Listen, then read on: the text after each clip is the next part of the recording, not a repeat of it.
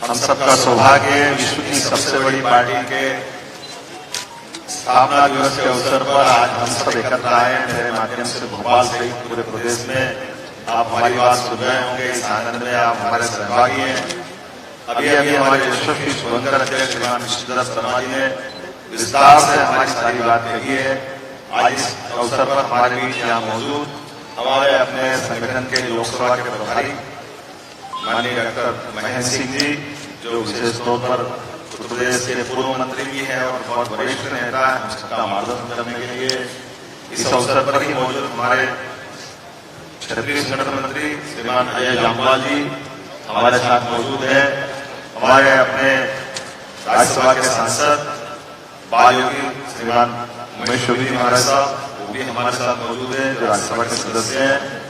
यहाँ मौजूद मंत्रीगण, विधायकगण, हमारे वरिष्ठ नेता माननीय नरोत्तम मिश्रा जी, जो लगातार एक संकल्प के साथ पूरे समय पार्टी में जिसका आज हमने विशेष दिन चुना है, ऐसा माना जा रहा है कि आज हर बूथ पर हम अपनी पार्टी के अंदर ऐसे सभी देशभक्तों का समाज सेवा के माध्यम से जो राजनीति करना जानते हैं, चाहते हैं और सुचिता के आधार पर जीवन जीना चाहते हैं, ऐसे सभी अलग अलग पूरे 55 जिलों के सभी बूथों पर जो पार्टी ज्वाइन करना चाहते हैं उस अभियान के प्रभारी हमारे श्रीमान नरोत्तम मिश्रा जी।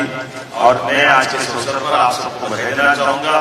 जब 45 वर्ष किसी पार्टी को होते हैं तो 45 वर्ष यद्यपि यूं बहुत दिखाई देता है, लेकिन देश का इतिहास जब लाखों साल पुराना हो तो उसके मामले में बहुत कुछ दिखाई देता है।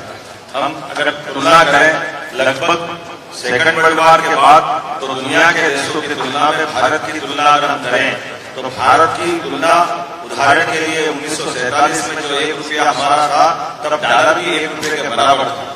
लेकिन दुर्भाग्य के साथ कांग्रेस ने सत्ता के सूत्र अपने हाथ में लेते हुए देश को दुरावस्था में डाला और उसके बराबर कई सारे देश कब से लगातार आगे बढ़ते हुए और कहां से कहां पहुंचे। मुझे इस बात की प्रसन्नता है कि प्रधानमंत्री श्रीमान नरेंद्र मोदी जी और उनके पूर्ववर्ती हमारे अपने प्रधानमंत्री भारत रत्न स्वर्गीय अटल बिहारी वाजपेयी जब दिल्ली में सरकार बनाई, इन सरकार के माध्यम से सभी वर्गों का कल्याण करने के लिए जो काम किए गए, मुझे प्रसन्नता है कि गांव के अंदर प्रधानमंत्री सड़क देने की सौगात अगर किसी से मिली है तो स्वर्गीय भारत रत्न अटल बिहारी वाजपेयी के समय से मिली है। हमारा यूएन से लेकर के सभी क्षेत्रों में सम्मान बढ़ा है। यहाँ तक कि राष्ट्रभाषा बोली जा सकती है राष्ट्रसंघ में, ये भी केवल भाजपा के जरिए ही हुआ है। हमारे विचार परिवार को गौरव मिला और दुनिया के अंदर भारत स्वाभिमान के साथ आगे बढ़े।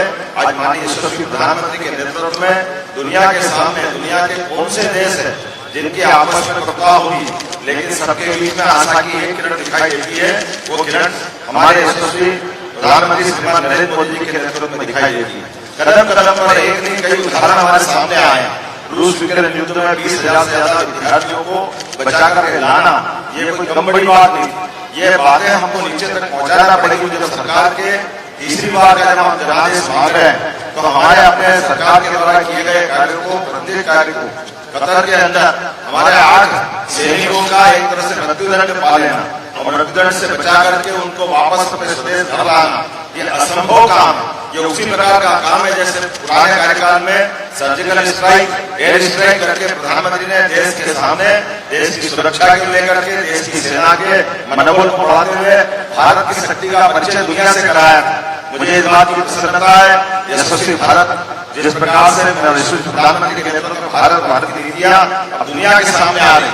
दुनिया के कौन से बड़े देश जो भारत के साथ कदम से कदम मिला के चलना नहीं चाहते हैं। अमेरिका से लेकर रशिया तक हर कोई भारत के विकास में अपना विकास देखता है। यहाँ तक कि चाइना जैसा देश भी आज की स्थिति में भारत की तरफ देख रहा है। मैं आज इस अवसर पर चूंकि जनादेश का मसला है और हमने अपने सरकार के 3 महीने के कार्यकाल के अंदर 3.5 माह मोटे तौर पर माना जा सकता है के बाद, लेकिन जिस प्रकार से हमने काम किए हैं पहले दिन से लगाकर हमने युवाओं के लिए एक्सीलेंस कॉलेज देने की बात कही है। नई शिक्षा नीति के बलबूते पर हमने कल ही कांग्रेस का घोषणा पत्र देखा और उन्होंने कहा कि हम शिक्षा नीति का संशोधन करेंगे। आप बताइए जिस कांग्रेस के सिर पे ये पाप है कि भगवान राम, भगवान कृष्ण और हमारा गौरवशाली सांस्कृतिक इतिहास का जो अतीत इतना गौरवशाली है, कांग्रेस ने वो सारे पाठ्यक्रम समाप्त कर दिए। भगवान राम के जीवन के, माता सीता के संबंध के, भगवान कृष्ण और गीता से संबंध के सारे पाठ्यक्रम जिनने समाप्त कर दिए, कांग्रेस बेशर्मी से लिख करके दे रही और दूसरी बात जनादेश की बात कर रही कि हम ये संशोधित करेंगे। आप भगवान राम और भगवान कृष्ण के पाठ को हटाने की हिम्मत करोगे, आपकी ये जो भावना है जनता कभी माफ नहीं करेगी। ये उसी प्रकार से जो आपने भगवान राम के अयोध्या के मंदिर का निर्माण कर टुकड़ा करके आपने अंदर की भावना को बाहर प्रकटीकरण किया है। कांग्रेस ने इतना ही अपने न्याय पत्र में एक और बात लिख दी, उन्होंने कहा पाकिस्तान के साथ शांति से बैठ करके आतंकवाद का मसला सुलझाएंगे। इसी भाव के कारण से कांग्रेस के इस कुत्सित नीति के कारण से भारत सदैव वंचित होता रहा। भारत के हर नगर में बम अगर फूटते रहे, आतंकवादी घटना अगर घटती रही, तो कांग्रेस की इसी नीति के कारण से घटती रही। मुझे और आहत हुआ इस बात को सुनकर के, उन्होंने कहा कि हम ये क्रांतिवीर योजना समाप्त करेंगे। अरे अग्निवीर योजना समाप्त करेंगे सैन्य भर्ती की।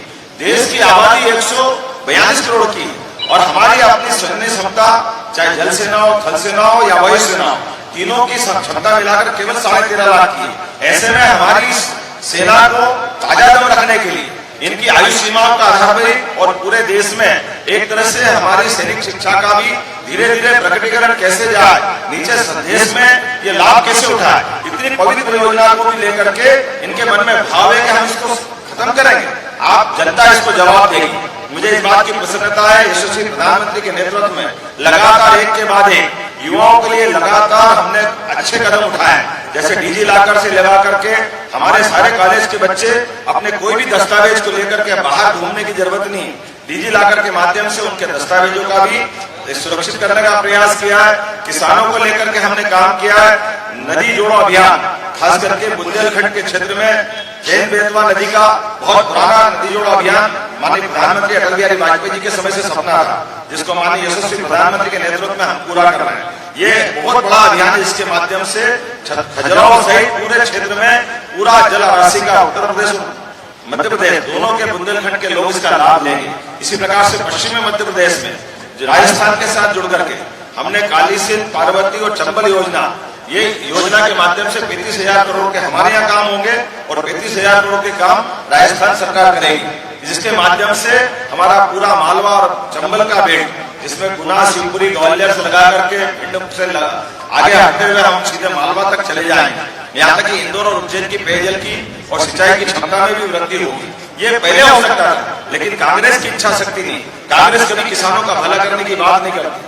किसानों की सम्मान निधि अगर देने का काम माननीय प्रधानमंत्री ने कहा है, तो हमारे यहाँ पूर्ववर्ती सभी योजनाओं को लागू रखते हुए लाडली लक्ष्मी योजना से लेकर सभी योजनाओं को हमारी सरकार निर्बाध रूप से चालू रख रही है। इसी कारण से बीती 5 तारीख को हमने अपनी लाडली बहनों की जो राशि देने की बात कही थी, वो हमने लागू की है। अभी कांग्रेस के नेता कह रहे हैं कि लाडली लक्ष्मी योजना आखिरी है।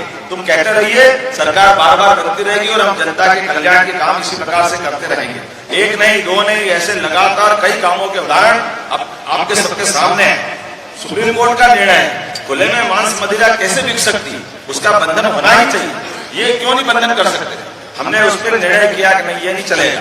इसी प्रकार से सुप्रीम कोर्ट के जो जो निर्णय रहे, हमने सबने देखा है कि सरकार चलाने में सरकार की संवेदनशीलता होना चाहिए, पारदर्शिता होना चाहिए, जवाबदेही होना चाहिए। और ये सरकार गरीबों की सरकार है, गरीबों के साथ किसान, युवा, महिला सभी के मान सम्मान की सरकार है। आपने देखा सरकारी स्तर पे भी अगर कोई बदतमीजी होती है, सरकार वो बर्दाश्त नहीं करेगी। हमारे फैसले अपने आप में दिखते हैं, जो हमने अपने चयनकर्ताओं के माध्यम से भी देखे होंगे। हम कभी कल्पना कर सकते हैं कोई संत, हमारे मध्य प्रदेश के संत जो अनुसूचित जाति वर्ग का भी नेतृत्व करते हैं, लेकिन संत तो सभी के लिए होते हैं, लेकिन उनका मान सम्मान कांग्रेस ने आज तक नहीं किया। मुझे इस बात की प्रसन्नता है कि पहली बार संत समाज से भी राज्यसभा देने का मौका आया, तो हमने अपने बालयोगी जी को राज्यसभा में भी पहुंचाया और इसके माध्यम से बड़ा संदेश देने का प्रयास किया कि संत के लिए कोई जाति नहीं होती और संत के लिए इसी प्रकार की भावना होती है जैसे आदिवासियों के लिए भाजपा की निर्णय रहा है। हमने कहा कि पहली बार राष्ट्रपति जैसे महत्वपूर्ण पद पर भी अगर राष्ट्रपति बहन द्रौपदी मुर्मू बनी है, तो वो केवल एकमात्र कारण है भाजपा की सरकार है। और हमारे यशस्वी नेतृत्व ने निर्णय किया कि राष्ट्रपति परिवार से राष्ट्रपति के पद का बहुत गौरवान्वित करने वाला परिवार पद है, ऐसे में आदिवासी भाई बहन को क्यों मौका नहीं मिलना चाहिए? कांग्रेस ने लंबा समय निकाल दिया, लेकिन कांग्रेस केवल बात ही बात करती रही, हिंदू मुसलमान को लड़ाने की बात करती। मुझे इस बात की प्रसन्नता है, राम मंदिर के मामले में कांग्रेस ने देश को सदैव गुमराह करने का प्रयास किया, हिंदू मुस्लिम को लड़ाने का प्रयास किया।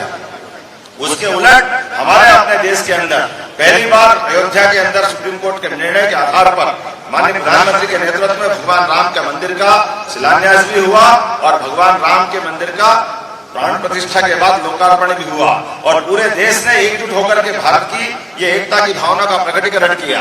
एक नहीं, दो नहीं, लंबी ऐसी मालिका कई सारी बात कर सकते हैं, लेकिन चुनाव की बेला में हम पहुंच गए और लगातार आप देख रहे हो कांग्रेस मैदान छोड़ रही है। कांग्रेस ने कल ही खजुराहो में मौका छोड़ा और उन्हें अपने को लगा कि आसन्न हार को देखते हुए अपने बदले में समाजवादी पार्टी को मौका दिया। समाजवादी पार्टी को भी मौका नहीं मिला, उनको लगा कि हार का ठीकरा कौन फोड़े, तो उसके बदले में उनने दूसरा प्रत्याशी, पहली बार एक प्रत्याशी, दूसरे दिन दूसरा प्रत्याशी, और जिस प्रत्याशी को लेकर के भी आए तो प्रत्याशी का फॉर्म जानबूझकर खाली छोड़ दिया और अपने गलती को बताने के लिए सबके बीच में आ रहे हैं। कितनी सरल बात है, आप समझ सकते हो।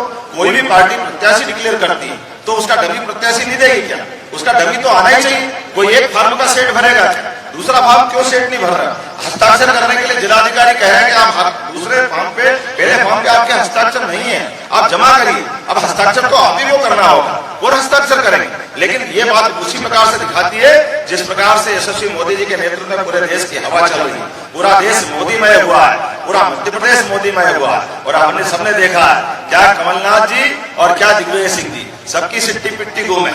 एक ने तो मैदान छोड़ ही दिया, उनके हालत खराब है। दूसरे भी पैदल पैदल घूम करके भोपाल से लड़ने के बजाय उनने एक तरह से पहले अपना मैदान छोड़ा और अब हार से बचने के लिए 400 उम्मीदवार खड़े कर लो, कुछ और कर लो, ये पहले से जीतेंगे, ये सारे बहाने चालू कर दिए जिसके आधार पर इनको लग रहा है कि आसन्न हार से बचने वाले नहीं है। आज के अवसर पर लेकिन हमको सावधान रहना है। दुश्मन बहुत चालाक है, वो झूठ बोलता है, चालाकी करता है और चालाकी होने के साथ साथ चुनाव के मामले में हम तो सूचना की बात करते हैं, लेकिन वो सब कुकर्मी के आधार पर चुनाव जीतना चाहते हैं। हम और आप सजग रहेंगे तो जो हमारा ट्रैक रिकॉर्ड है 2014 में 27, 2019 में 28 और अब की बार हम अपनी 29 बार करेंगे। तो आपकी बार 400 बार देश के लिए और मध्य प्रदेश के लिए आपकी बार 29 बार निश्चित हम जीतेंगे।